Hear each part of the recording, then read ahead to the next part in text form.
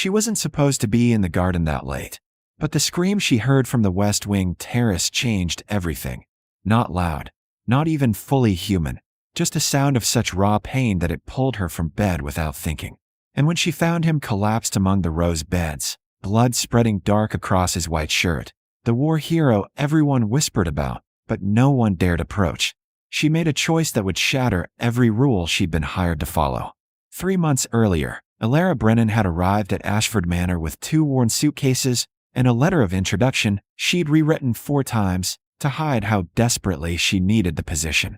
The estate rose from the countryside like something out of a painting, all gray stone and ancient oaks, beautiful in the particular way neglected things sometimes are, when nature begins reclaiming what grief has abandoned. She'd been hired as a cataloger, brought in to organize the late Countess's extensive library, a collection famous enough that scholars had petitioned for access for years. The work was solitary, precise, exactly what she preferred. No need for charm or social grace, just competence and care. The butler who met her at the door was kind, but firm in his warnings. "The Earl keeps to himself, miss. You'll likely never see him. He prefers it that way. I'm here for the books, not the family," the Elara replied quietly. "Good. Because Lord Ashford doesn't receive visitors, doesn't attend social functions, and doesn't discuss the war." The staff learned long ago not to ask questions. She'd heard rumors, of course. Everyone had. The young Earl who'd left for the front a celebrated officer and returned 18 months later decorated, wounded, and utterly changed. The man who'd dismissed half his household, closed entire wings of the manor, and lived like a ghost in his own ancestral home. But rumors were just noise. Elara had her own ghosts. The library was magnificent. 3 stories of books climbing toward frescoed ceilings, ladder tracks running along every wall, windows overlooking gardens that had once been formal but now grew wild. She could have spent years here and never finished. She established a routine quickly.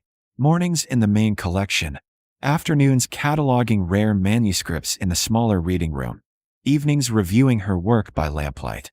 She took meals alone in her small quarters above the East Wing. She rarely saw other staff, and she never saw the Earl at all. Until the night, everything changed. It started with sounds. 3 weeks into her work, she began noticing them. Footsteps in corridors that were supposed to be empty, doors closing softly in the hours before dawn, and once, unmistakably, someone breathing hard behind the library's locked north door. She never investigated. Whatever pain Lord Ashford carried, it wasn't hers to intrude upon. But then came the night she couldn't sleep. She'd open her window for air and heard it. That sound, sharp and broken, from the direction of the gardens. Not a cry for help exactly, but something worse. The sound of someone trying desperately not to make any sound at all. Elara grabbed her shawl and moved without thinking, down the servants' stairs and out through the kitchen courtyard. The moon was nearly full, bright enough to see by. She found him in the rose garden, collapsed against the stone fountain, one hand pressed to his side where blood seeped between his fingers. His face was turned away, but she knew immediately who he was. "Lord Ashford, go." His voice was rough, commanding even in pain. "Leave. Now." She ignored him completely, kneeling beside him to assess the wound. "You're bleeding. I'm aware. What happened?" "Nothing that concerns you." He tried to stand and nearly fell. She caught his arm instinctively, feeling him flinch at the contact. "Let me help." "I don't need help. I need you to leave me alone." His tone should have sent her running. Instead, she met his eyes for the first time and saw something that stopped her cold. Not anger, not even pain. Exhaustion. The bone-deep weariness of someone who'd been fighting alone for far too long. "You can barely stand," she said quietly. "And that wound needs binding. I've survived worse. I don't doubt it. But you don't have to survive this alone." For a moment, he just stared at her, as if she'd spoken a language he'd forgotten how to understand. Then his expression hardened. "You don't know anything about me." "No," Elara agreed. "But I know what infection looks like, and I know that pride kills just as surely as any blade." The words hung between them, sharp and true. Finally, with visible reluctance, he allowed her to help him stand. His weight against her shoulder was substantial, his breathing labored. They made their way slowly back toward the manor, and with every step, Elara felt the careful distance she'd built around herself beginning to crack. Because the Earl of Ashford wasn't what the rumors described. He wasn't cold or cruel or indifferent. He was shattered. And somehow, impossibly, she recognized the pattern of his breaking. He didn't speak again until they reached his private study, and even then only to direct her toward the medical supplies kept in a locked cabinet. Elara worked quickly, cleaning the wound. A reopened injury from the war, she realized, badly healed. While he sat rigid in the chair, jaw clenched against pain he refused to voice. "This needs a physician," she said quietly. "No physicians. My lord, no. Final. Absolute." She bound the wound as carefully as she could, her hands steady despite the intimacy of the moment. When she finished, she stepped back, giving him space. "Thank you," he said stiffly. "You may go." Elara didn't move. "What were you doing in the garden at this hour?" His expression closed immediately. "That's not your concern." "You were training," she said, understanding suddenly. "Pushing yourself until something gave way." The accuracy of it made him look up sharply. "How?" "Because I've seen it before. Men who can't stop fighting even when the war's over." Her voice softened. "My brother came home the same way." Something flickered in his eyes, recognition, perhaps, or the faint stirring of kinship. "Did he survive it?" "No," Elara said simply. He couldn't find a reason to. The silence that followed was heavy with shared grief. Lord Ashford looked away first. "Then you understand why you should leave me to my fate. I understand why you think you deserve it. That doesn't make you right." He laughed then, a bitter sound. "You're remarkably bold for someone who's been here 3 weeks. I'm remarkably tired of watching people destroy themselves quietly." "Then look away." "I can't." The words came out more honest than she'd intended. "I've tried." He studied her for a long moment. This strange woman who'd appeared in his garden and refused to be dismissed like everyone else. "What's your name?" "Elara Brennan." "The cataloger." He said it as if placing her finally. "You're organizing my mother's library." "Yes." "She would have liked you. You have the same stubbornness." It wasn't quite a compliment, but it wasn't an insult either. Elara took it as permission to continue. "This injury, how often does it reopen?" "Often enough. And you handle it alone every time." "There's no one else." He said it without self-pity, just fact. "I dismissed most of the household staff after I returned. The ones who remain know to keep their distance. Because you prefer isolation to the possibility of connection." His eyes narrowed. "You're very free with your assessments. You're bleeding in your study at midnight. Forgiveness seems appropriate."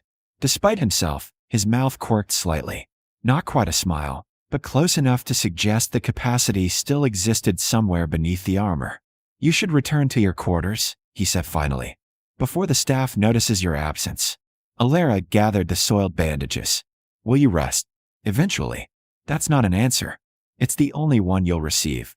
She paused at the door. "I'll check the wound tomorrow, to ensure there's no infection." "Miss Brennan, I'm not asking permission, my lord. I'm informing you." Before he could protest, she left, closing the door softly behind her. Back in her quarters, Elara tried to sleep and failed. Because she'd seen something in the Earl's eyes that terrified her. The same hollow determination her brother had worn in his final months. The look of someone convinced their only value lay in suffering alone. She wouldn't let it happen again. Not if she could prevent it. The next morning, she found a note slipped under her door. Terse and signed, but unmistakably his handwriting. 8 o'clock. Study. If you insist on playing physician, at least do it properly. She arrived exactly on time. He was already there, standing by the window with his back to her, posture military straight despite the injury. "You're persistent. You're wounded. A temporary condition. Not if you keep aggravating it." She gestured toward the chair. "Sit, please." He obeyed with visible reluctance, allowing her to examine the wound. It looked better than she'd feared. No signs of infection yet, though the bruising was extensive. "You need to rest this properly," she said. "No training, no exertion, at least a week." "Impossible." "Why?" "Because without it, I can't." He stopped abruptly, jaw tightening. "Can't what?" she asked gently. "Sleep." The admission came out quiet, almost ashamed. "Without exhausting myself completely, I don't sleep." Understanding settled over her like cold water. "The nightmares." He didn't answer, which was answer enough. Elara finished rebinding the wound in silence, her mind working.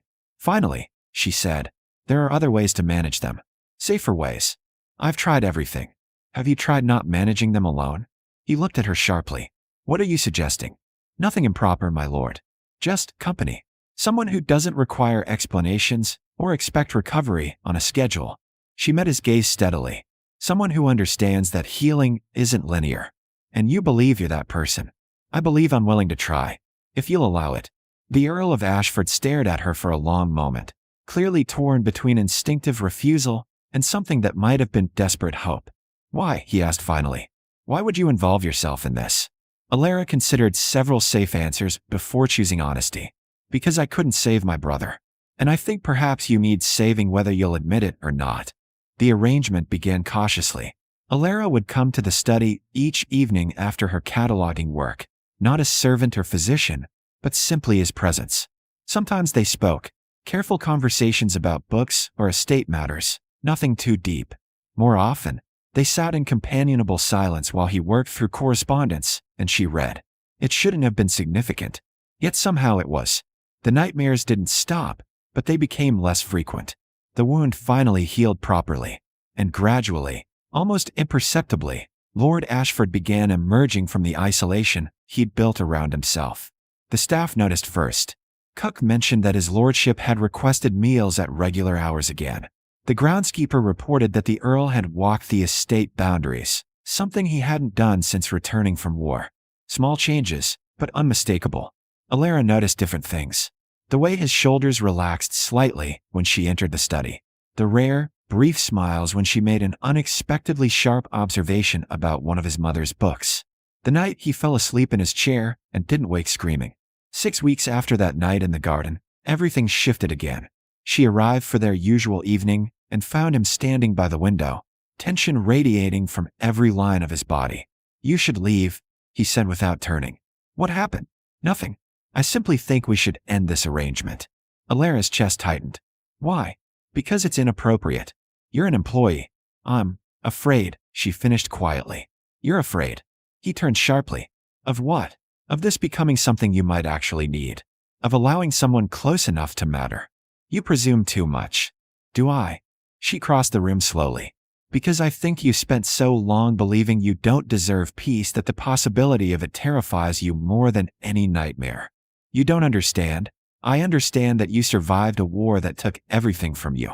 That you came home to an empty house and decided emptiness was all you deserved. That you've been punishing yourself for the crime of living when others didn't. Her voice softened. But survival isn't betrayal, my lord. And neither is healing. His facade cracked visibly. Everyone I cared about died. My men, my friends, my... He stopped, breathing hard. I held them while they bled out. Promised them they'd see home again, knowing it was a lie. I came back. They didn't. What right do I have to live? Elara finished. Every right. The same right they would have wanted you to claim. You can't know that. No. But I know my brother would have hated watching me stop living because he couldn't. I know he would have wanted me to find reasons to keep going. She paused. Don't you think your man would want the same for you? Lord Ashford's composure finally broke. Not dramatically, but completely. The careful control simply gave way to raw grief he'd been carrying alone for too long. He turned away sharply, but not before she saw the tears. Elara did something then that broke every rule of propriety. She crossed the remaining distance and took his hand. Just that. Simple human contact, freely offered. He gripped her hand like a lifeline. They stood that way for a long time, while the evening deepened outside, and something fundamental shifted between them. Not romance exactly. Not yet. But the foundation it would grow from, trust, recognition, the tentative belief that perhaps they might both deserve a future after all. When he finally spoke, his voice was hoarse. I don't know how to stop fighting. Then don't. Just choose different battles. Ones that build instead of destroy. Such as reopening the manor. Reconnecting with the estate. Letting the people who care about you actually help. She squeezed his hand gently. Choosing to live instead of just survive. He looked at her then. Really looked. Seeing perhaps for the first time the woman who'd found him bleeding and refused to let him disappear into his own grief. And you? What? Battles are you choosing? The same ones, Elara admitted. I came here to hide in books because the world felt too sharp after losing my brother. But you've reminded me that isolation isn't the same as safety. That sometimes the bravest thing we can do is let someone matter. You matter, he said quietly. More than you should. Good. Because you matter to me, too. The words hung between them, honest and terrifying and impossibly fragile. I can't promise I'm healed, he said finally. I can't promise there won't be difficult days. I'm not asking for promises. Just possibility. Lord Ashford managed a small, genuine smile then. The first real one she'd seen. Possibility, I think I can manage. 6 months later, the manor came alive again. It happened gradually, staff rehired, wings reopened, gardens restored. The Earl began receiving visitors cautiously at first, then with growing confidence.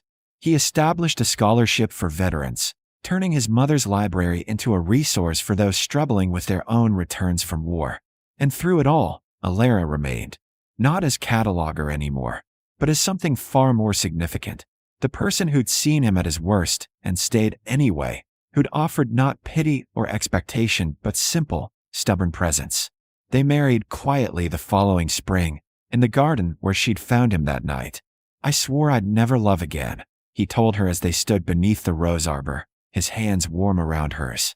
I was certain I'd used up my portion of it. And now? Elara asked. Now I think perhaps love isn't a finite resource. Perhaps it's something we choose, every day, despite everything that tries to convince us otherwise.